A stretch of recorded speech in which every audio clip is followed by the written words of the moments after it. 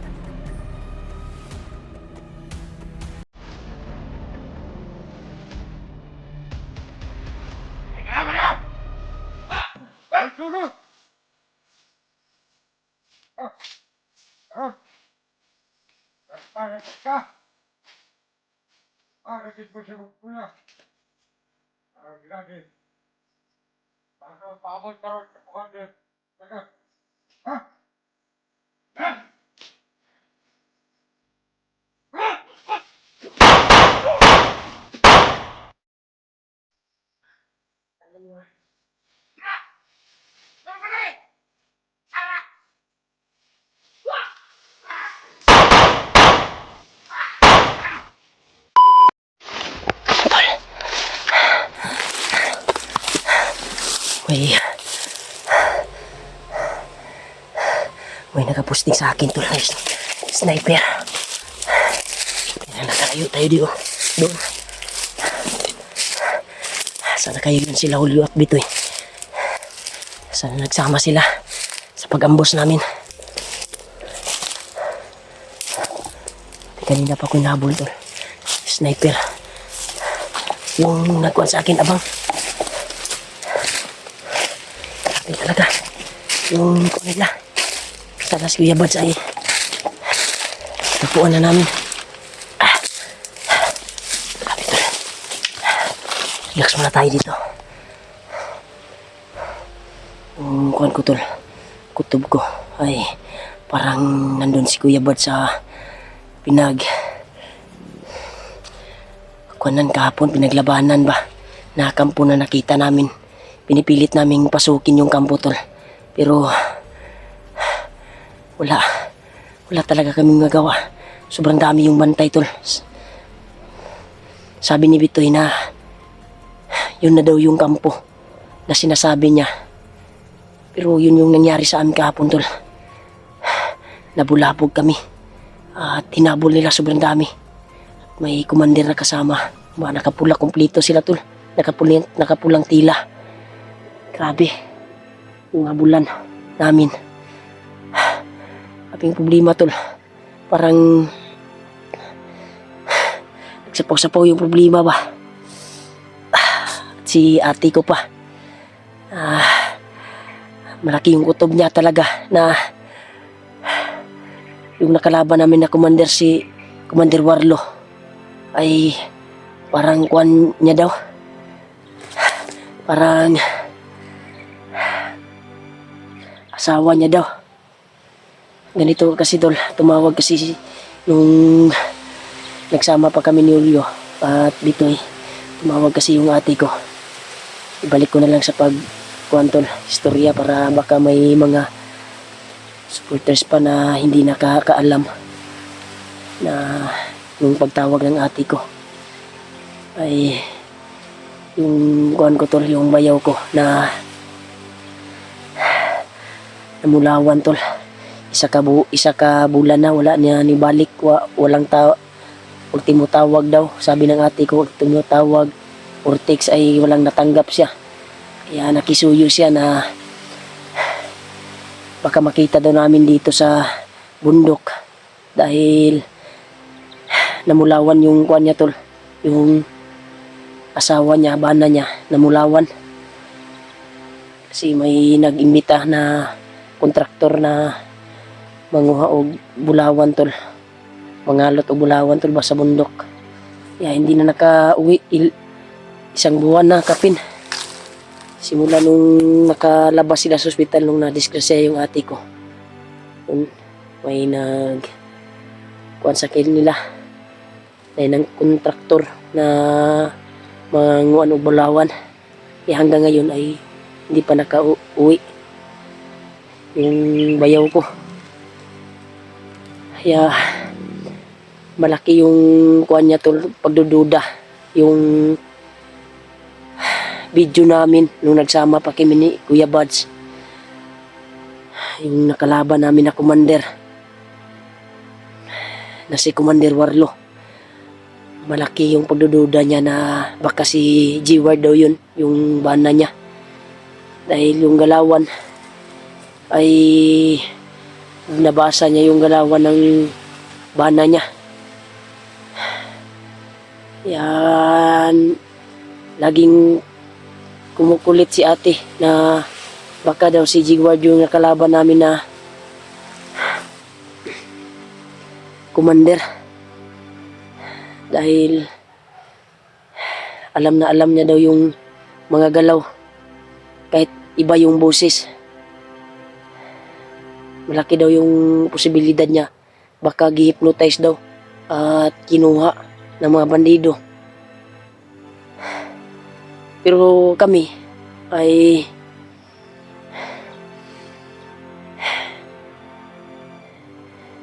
ikuan talaga namin si ate na paano naging asawa mo yun. Pati kami nga hindi kilala ng bana mo kung si G-Ward yun yung nakalaban namin. Sabi niya talaga to na malaki daw yung posibilidad na baka si G-Ward daw yun ba na nakalaban namin. Pero sinabihan ko naman dahil umiiyak na siya sa pagtawag ko, sa pagtawag niya sa akin. Iyak na siya talaga na nakisuyo talaga na hanapin yung kwan ko, yung bayaw ko, yung bana niya dito sa bundok. Nagdududa talaga siya sa isang commander to na nakalaban namin. Baka si G-Ward daw. Kung si G-Ward yun, kilala na dapat namin. Dahil alam namin yung mga kwan ni G-Ward. Galawan. Iba din yung boses. Paano namin nakilala yun? Makilala. Iba yung boses. Yung taong nakalaban namin.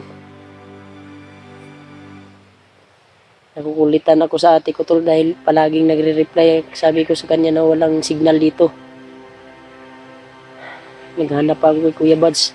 Kay Kuyat at gutom nang inabot namin. Kaya ngayon ako naman mag-isa dito sa bundok na ito. Dahil kahiwalay kami ng mga kasama namin. Dami talagang bantay tol. Yung kampo na target namin na pasukin ay daming bantay. At sana nagsama sila Julio at Bitoy ngayon. Dahil binalikan ko yung area kung saan kami nagkahiwalay. Wala na talaga. Wala sila doon. Putukan lang yung narinig ko kaya nakaabot ako dito. Dahil dito yung nagagaling yung mga putukan. Makita ko pa yung mga ibang kasamahan ko. Sila Pinuno. Gabriel dahil lumakyat na daw. Nakapasok na daw sa Mount Lagubo.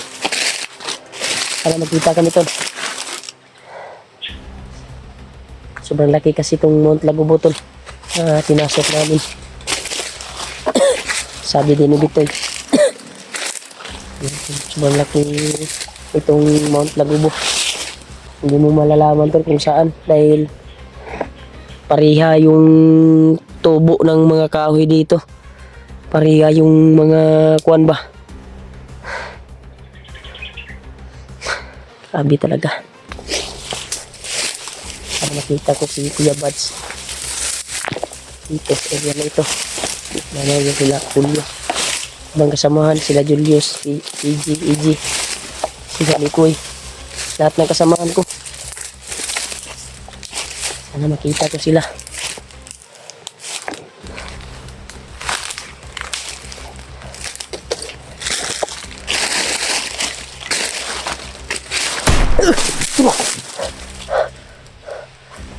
Sniper tol. Sniper na naman. Diba? Nakasunod pa rin sa atin tol. Sniper. Kailangan gagapang tayo dito. Sniper talaga yung sumunod sa akin tol. Dito tayo. Dito.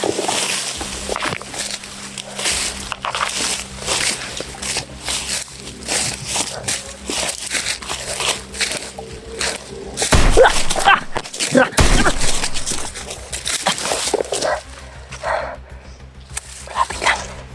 Nandun nakagaling Yung dalawang sniper na kasunod sa akin, tol.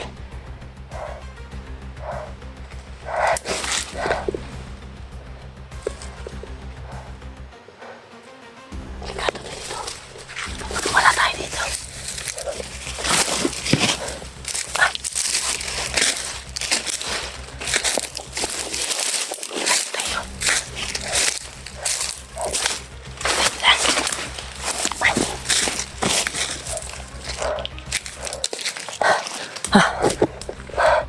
Grabe. Grabe talaga.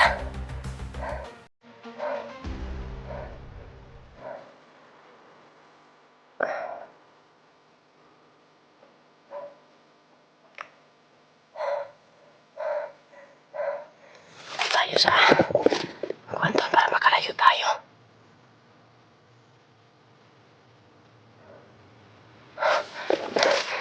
Tayo dadaan sa patay na sapa.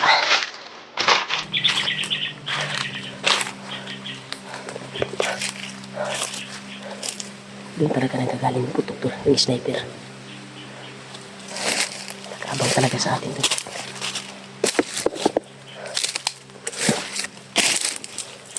Kita tayo dito. Kita tayo. Magaling tayo sa kanya. Dito muna tayo. Tayo muna tayo dito to. Hindi ka na ako ba?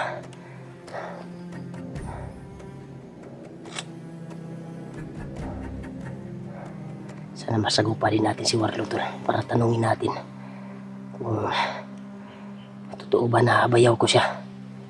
Dahil malaki yung pagdududa talaga ni ate. Dahil ilang kuha na talaga. Ilang araw, isang buwan na kapin, di umuwi. At walang reply, walang tawag.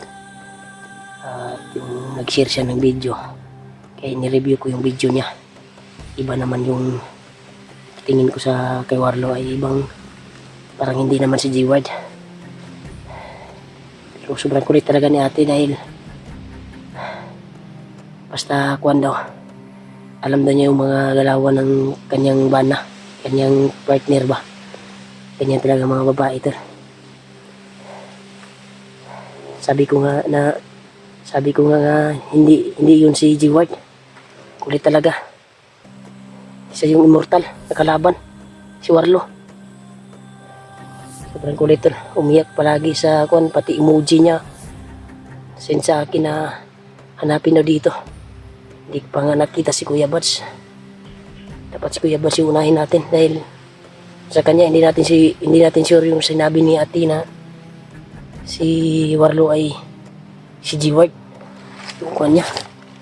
Ito talaga si ate. Hindi nakaintindi sa akin. Sinabihan ko nga huwag kang kulit dahil nagpursigi ako na hanapin si Kuya Buds dito. Wala na yung sniper na kasunod sa atin tol.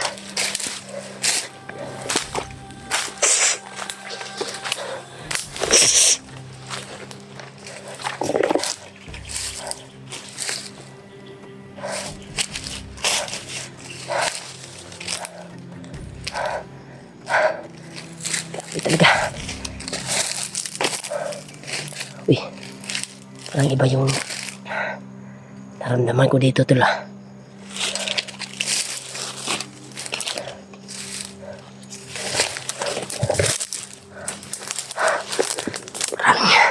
May nauna na sa atin dito. May naramdaman akong kakaibang aura tol. Diyan banda. Sisilipin ko muna.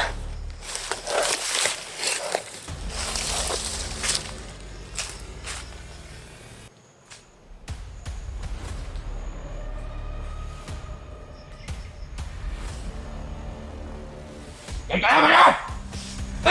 Ay, Dugo! Oh! Aron! Nagparatas ka! Duharagin mo sa magkula. Nagladi. Ato, paabot ka ron sa commander. Tagal. Ha? Ha?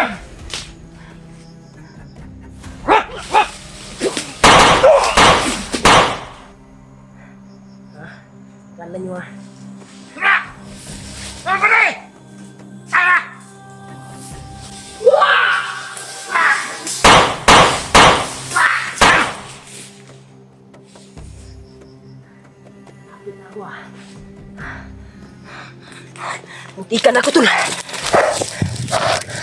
Tamay nga yung kutob ko. Doon na nagaling yung isa, oh. Ito yung nararamdaman ko, tol, oh. Na Manilo.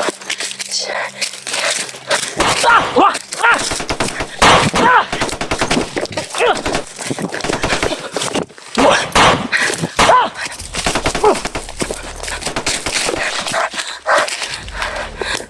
Grabe. Ah! Ah!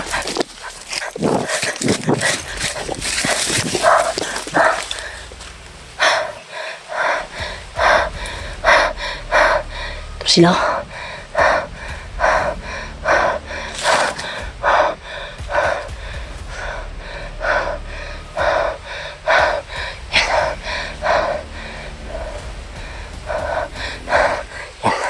Sumunod po yung iba, tol. Hindi ka na ako nahuli, tol. Hindi na lang.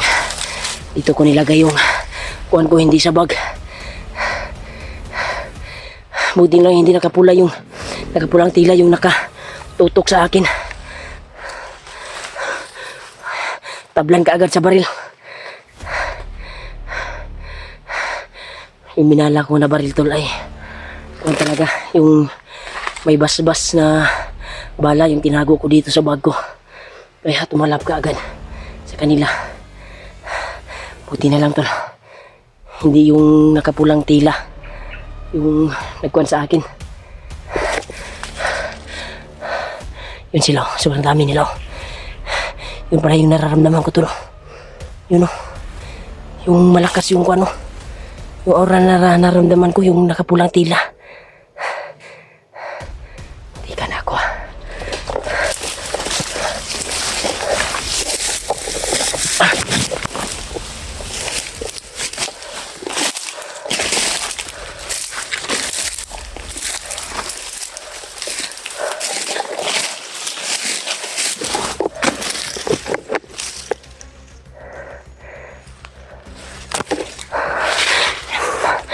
Papalapit. Papalapit, tol.